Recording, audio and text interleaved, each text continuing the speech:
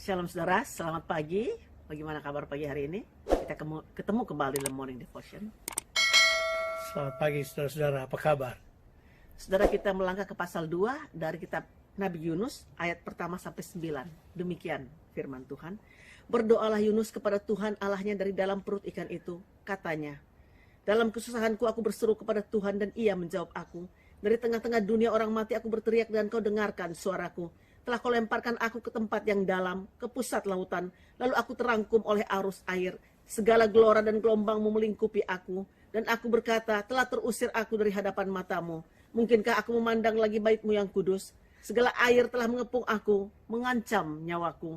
Samudera yang merangkum aku, lumut lautan membelit kepalaku. Di dasar gunung-gunung, aku tenggelam ke dasar bumi. Pintunya terpalang di belakangku untuk selama-lamanya. Ketika itulah engkau naikkan nyawaku dari dalam liang kubur, ya Tuhan Allahku.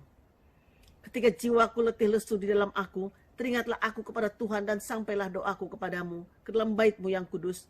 Mereka yang berpegang teguh pada berhala kesia-siaan, mereka lah yang meninggalkan Dia, yang mengasihi mereka dengan setia. Tetapi aku dengan ucapan syukur akan kupersembahkan korban kepadamu.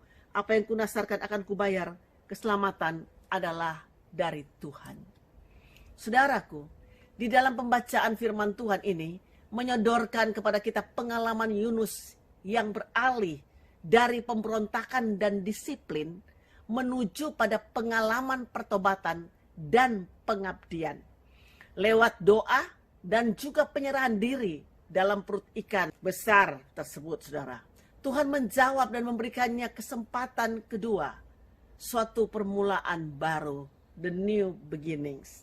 Doa Yunus adalah karena memiliki kesadaran baru bahwa dia harus membalikkan hati dan matanya pada arah yang Tuhan mau.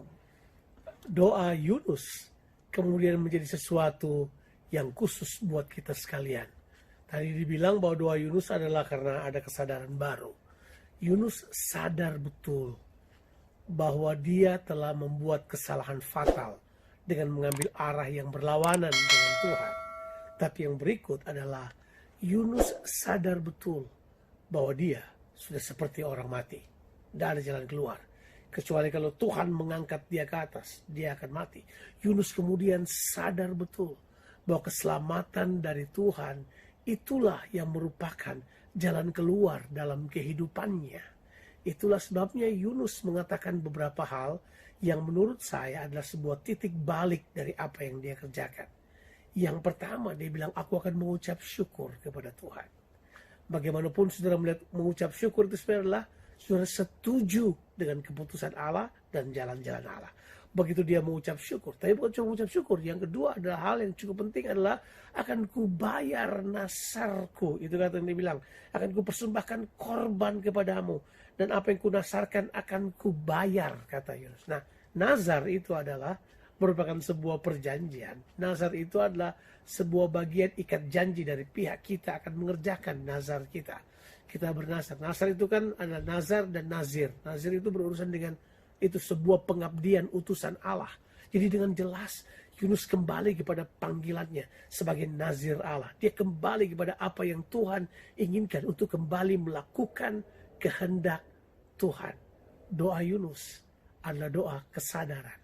Kesadaran rohani yang baru untuk mengikuti kehendak Allah. Apakah yang menyelamatkan Yunus? Tentu Tuhan. Tapi Tuhan sedang membentuk Yunus. Tuhan minta responnya. Yaitu respon Yunus yang benar tentunya.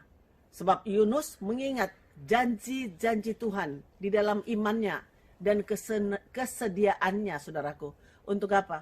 Untuk dia membayar nasar. Saya nggak tahu apa yang saudara pernah nasarkan kepada Tuhan. Apa yang sudah pernah janjikan kepada Tuhan. Tapi ini yang paling penting. Mulailah dengan penyerahan. Dan penyerahan itu terjadi di dalam doa-doa kita. Sebuah harapan baru. Sebuah kesempatan kedua.